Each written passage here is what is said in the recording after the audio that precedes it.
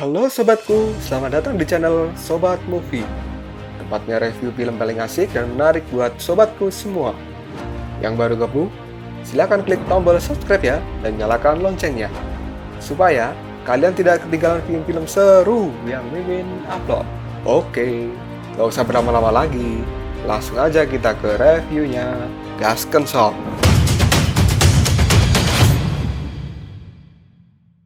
Oke lah sob, kita langsung bahas part 3 ya. Sebelumnya diceritakan bahwa Aoling menerobos penjara naga untuk menyelamatkan Oxway. Saat melarikan diri, mereka tertangkap oleh penjaga dan kakak Aoling.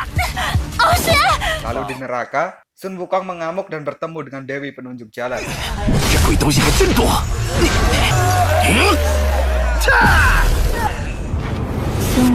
Kini Biksu Tong beserta muridnya melanjutkan perjalanan karena hari sudah siang. Patkai merasa iri dengan Bailang karena Bailang selalu bersama Xiaoyu. Patkai lalu menawarkan diri untuk menggendong Xiaoyu.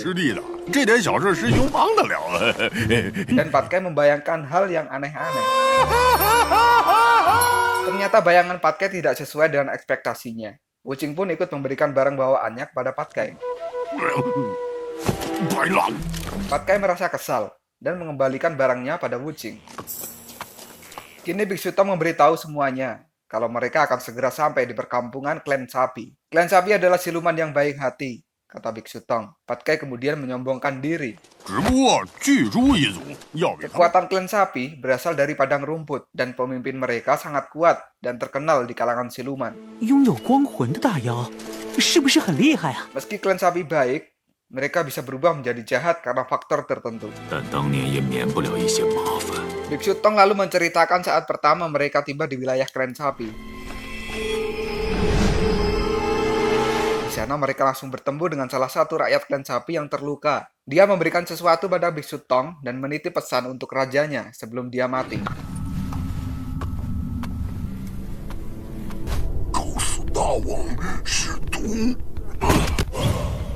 Kemudian datanglah Raja Klan Sapi dan penduduk lainnya.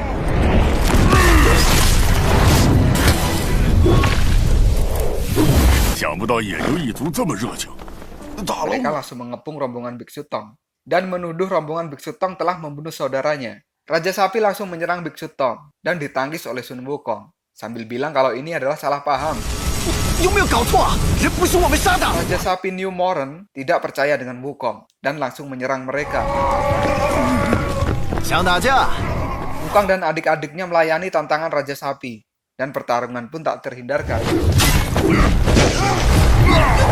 Pertarungan klan sapi ini ternyata sangat kocak.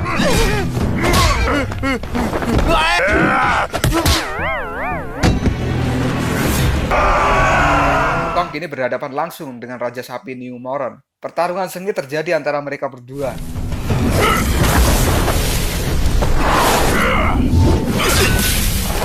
Tapi akhirnya mereka pun berteman.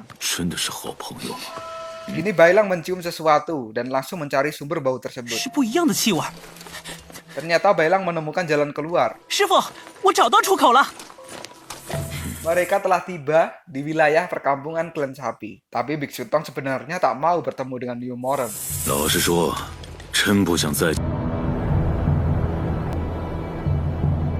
Kini wilayah klan sapi sangat tandus dan gersang. Patkai pun menjadi heran. Dan Bailang kagum dengan benteng klan sapi yang sangat besar. Biksu Tong pun bertanya-tanya apa yang telah terjadi. Bailang berniat membangunkan Xiaoyu yang sudah tertidur selama 3 hari, tapi dilarang oleh Biksu Tong.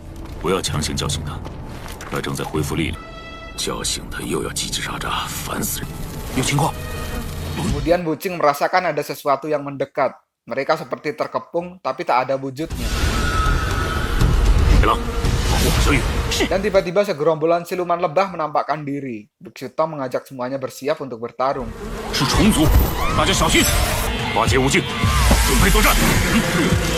Siluman lebah pun langsung menyerbu mereka, dan pertarungan tak terhindarkan.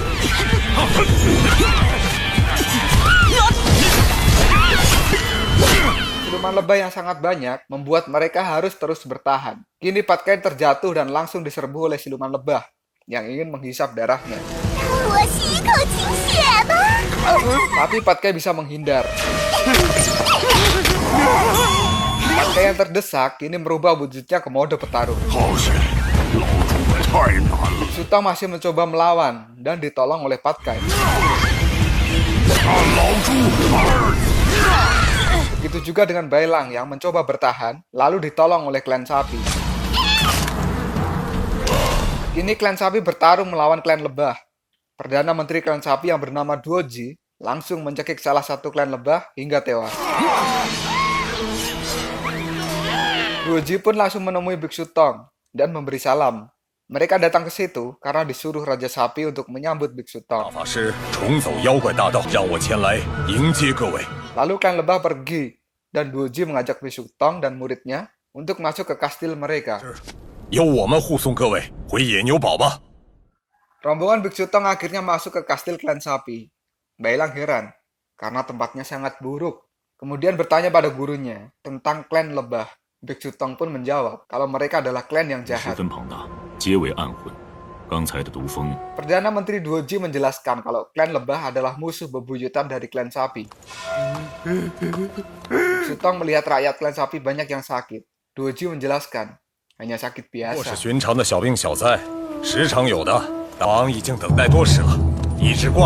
Raja Sapi kini sudah menunggu kedatangan rombongan Biksu Tong dan menyambutnya dengan senang.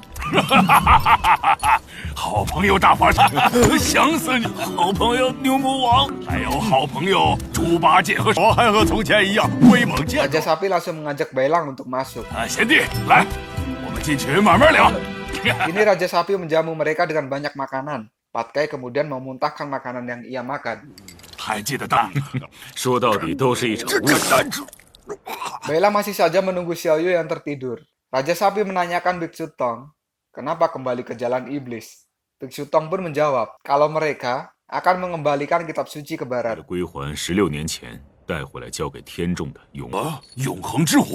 Kemudian Bailang berkata bahwa Xiaoyu adalah kitab suci tersebut. Biksu Tong berkata, mereka tidak akan lama di situ karena banyak siluman yang muncul karena tahu kitab suci akan dikembalikan.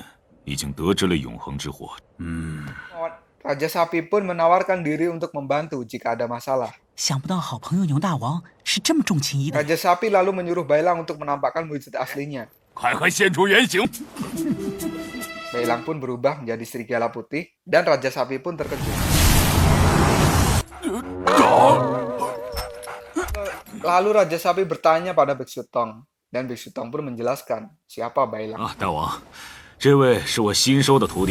Ternyata dari tadi Raja Sapi mengira Bailang adalah Sun Wukong. Biksu Tong lalu berkata kalau Wukong sedang berada di neraka. Raja Sapi kaget.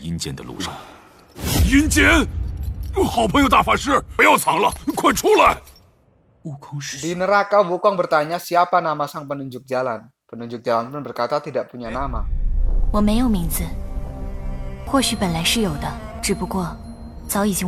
Sang penunjuk jalan kemudian meminta Wukong untuk mengikutinya.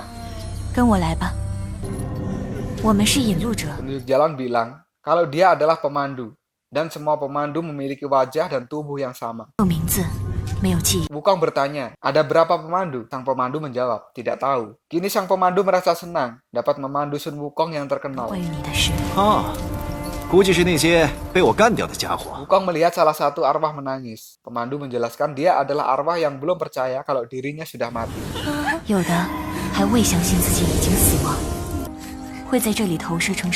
Kini Sun Wukong telah sampai di sebuah jembatan yang dinamakan Jembatan Terlupakan. Jembatan itu merupakan jalan untuk reinkarnasi.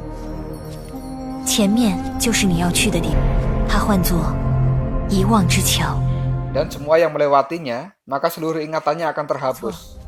Kini aura kehidupan Wukong telah padam satu. Sebelum ingatan Wukong terhapus, dia mengingat adik-adiknya dan gurunya, serta Suyi.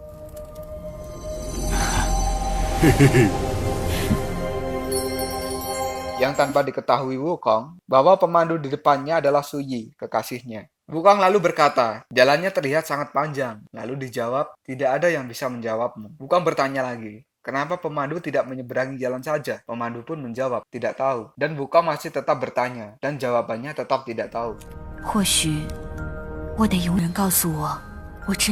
Wukong pun berjanji pada pemandu untuk membantunya. 其他人过桥一切，因为他们是反。